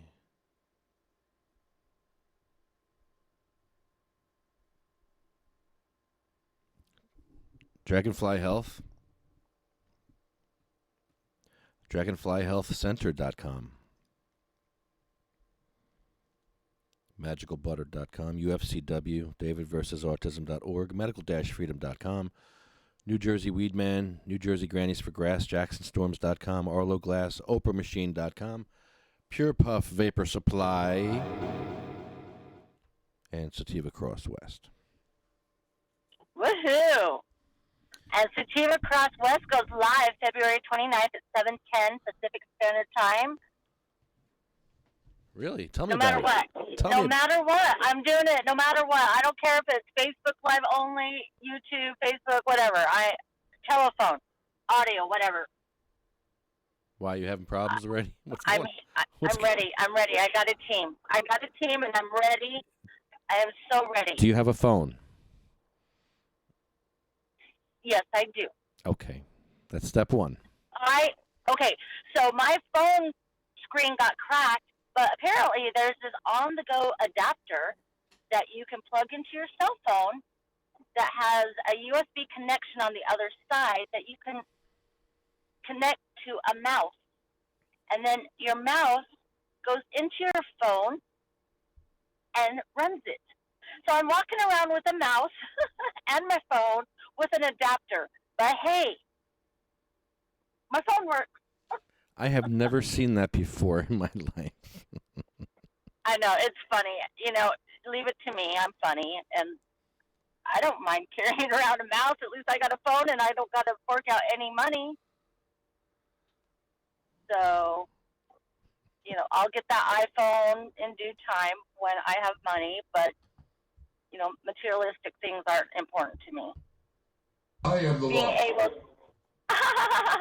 Being able to help and change the world and help people who are sick and dying that don't have advocates, but my loud fucking mouth is going to help them. And that's my mission. And here I go. Watch me. I'm doing it. So we're all going to tune in Saturday night, 10:10 here in East Coast. Yes. Should be fun. It's going to be crazy. I'm looking forward to this one. Well, this is only, you know, the beginning. Look forward to all of them. Okay, I do. I will. And I'm going to have, like, special guests. All kinds of people. All kinds of opportunities are just landing in my road or landing in my path. Jeez, got Randy from the Trailer Park Boys. Wow, that's a good one. Right? Wow. Like I've reached a whole nother level. I walk into the Bastanova Ballroom in Portland, you know, and I had a business meeting with the Trailer Park Boys entourage and Randy as well. I walk in, and I'm with other people that didn't know I was at this meeting. I walk in, and dude's like, Honeyb! And my friend's like, what the fuck? You know her too? Yeah. Yeah, baby. Yeah. I know. Yeah. So here I go. I'm doing it Nice. Break a leg. with your help, and I'm so grateful and thankful for you in my life, and I appreciate you. Yeah, it's going to be a lot. fun. I'm so excited. I know. Are you ready to get your prank calls in and ready? I heard Jeff Sessions is going to be calling in. Well, I'm gonna hang up on that motherfucker and tell him to fuck off. All right. Well, you tell him. He better have, Sometimes he's funny. Jeff Sessions is funny sometimes. You let him go. Sometimes. Okay, well, sometimes I'll talk to him. But then sometimes he's just a racist asshole. So, yeah. Right? Hang up on him. Just hang up. That's going to be a very tiny bit of my podcast. What are you going to talk about? Cannabis. Okay. My new, I'm an artiste now. I heard butthole art. That's amazing. I do, you know what? It's butthole art. And then the new one, Urban and I made up, Bongholio Power. Oh, my goodness.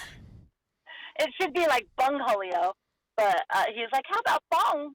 I'm like, okay. But that actually goes with yours, Bongholio. I should do Bungholio, actually. I should change that to Bongholio. But yes, I have started this new thing, butthole art. You're not going to know it's a butthole unless you know that that's what I'm doing.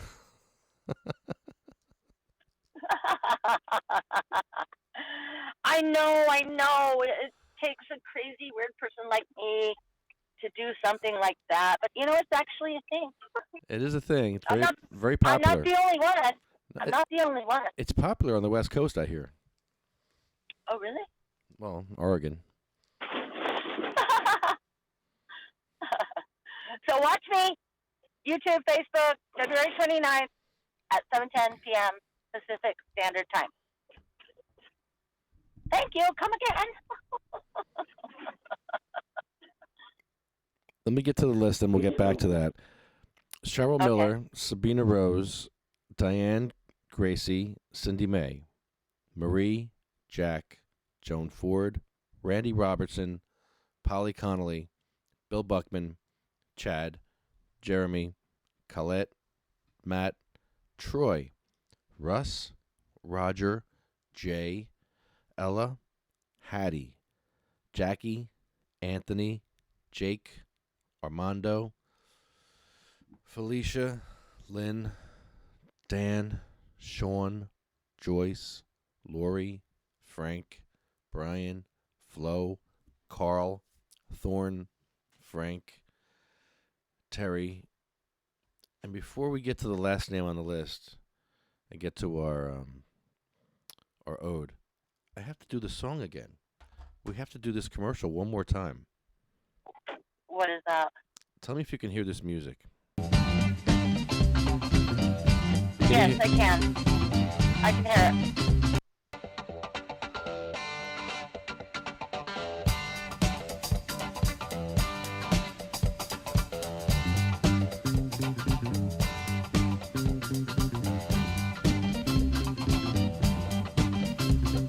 Dragonfly Health, get your recommendation.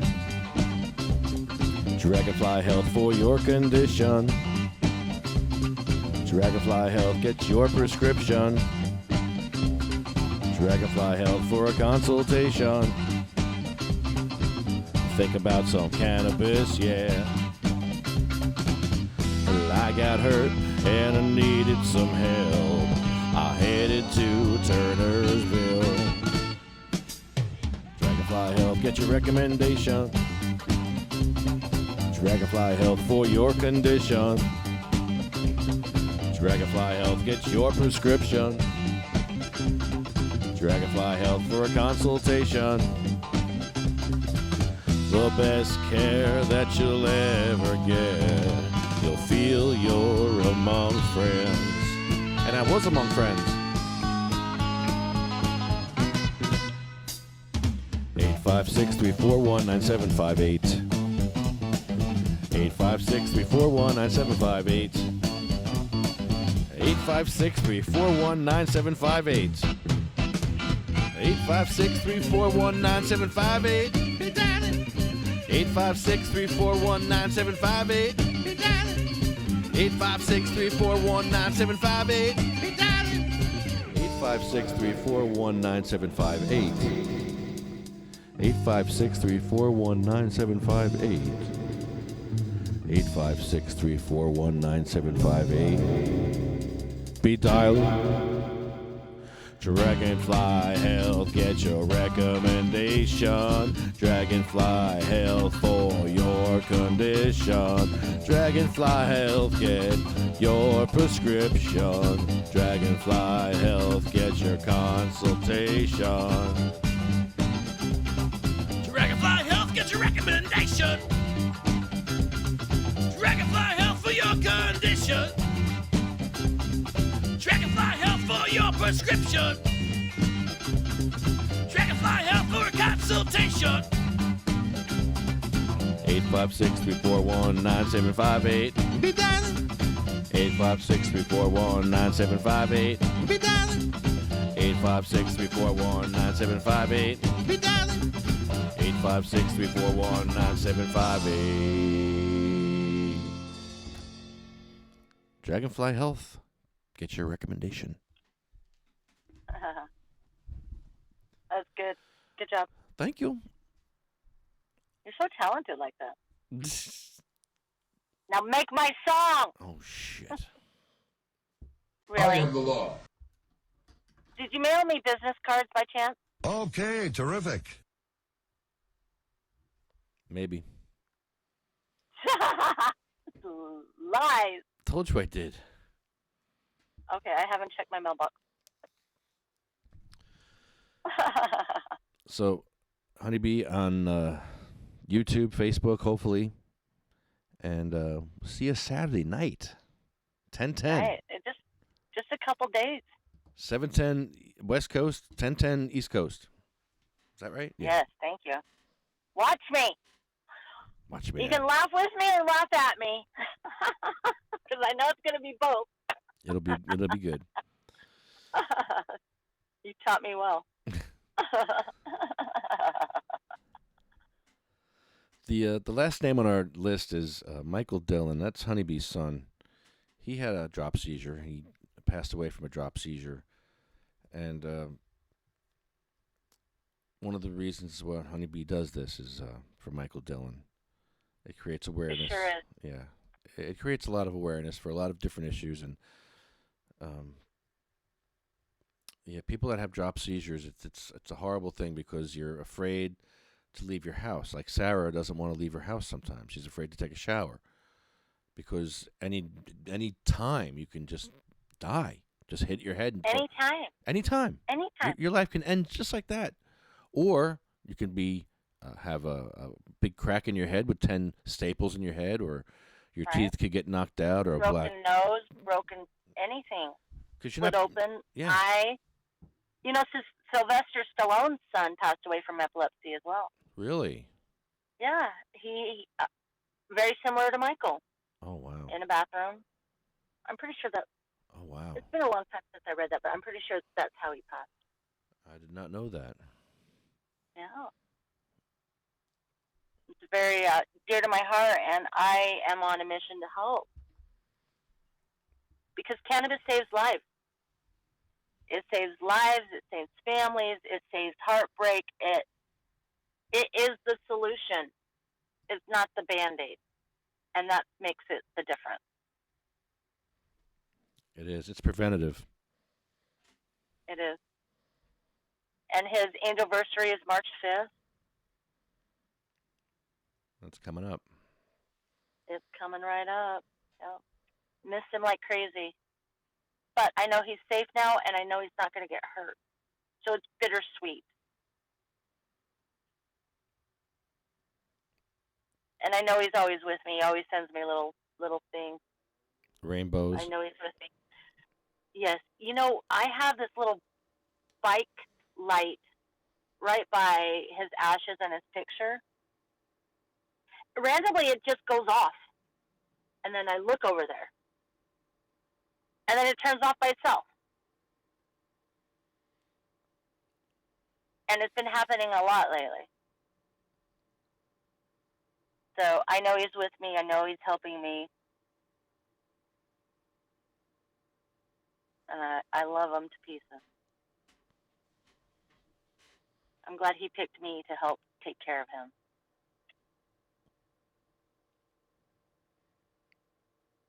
And thank you for having his name as the last person on your list. Also, for Sativa Cross and Sativa Cross West, we are asking everyone to give 10% tithes to someone in need. Because people who are on cannabis are sick. And broke. They can't function like a normal, well, I don't like that word, but they can't have a job. They can't do normal things. They're poor. They're poor. They're sick. They probably can't even get out of bed. They're in debt. Right? So then, therefore, they have to rely on pharmaceuticals because they're free. So then it's a vicious cycle, and we can't fix the problem because it's a Band-Aid, and then that pill makes you take another pill, and then before you know it, you're on, like, way too many pills, and you're trying to kill yourself or something, you know, because you're, like, your body's freaking out. So please give 10%, share, help, give service to others, be the difference that you want to see.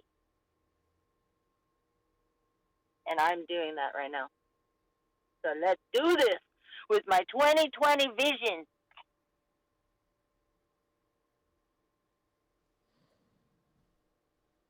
So thank you for letting me say my little 2 cents about my beautiful son, and got a couple hashtags. Hashtag Vote Cannabis 2020.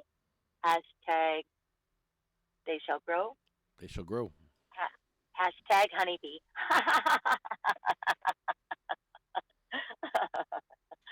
Oh, I just have to throw that one in there. And I really like that I am saying more of the ode. Yeah, I like this verse too. These verses go together very well. Right. So with saying that, here I go. Take us home. All right. They went with songs to the battle. They were young. Straight of limb, true of eye, steady and aglow. They were staunch to the end against odds uncounted. They fell with their faces to the foe. They shall grow not old, as we that are left grow old. Age shall not weary them, nor the years condemn. At the going down of the sun and in the morning,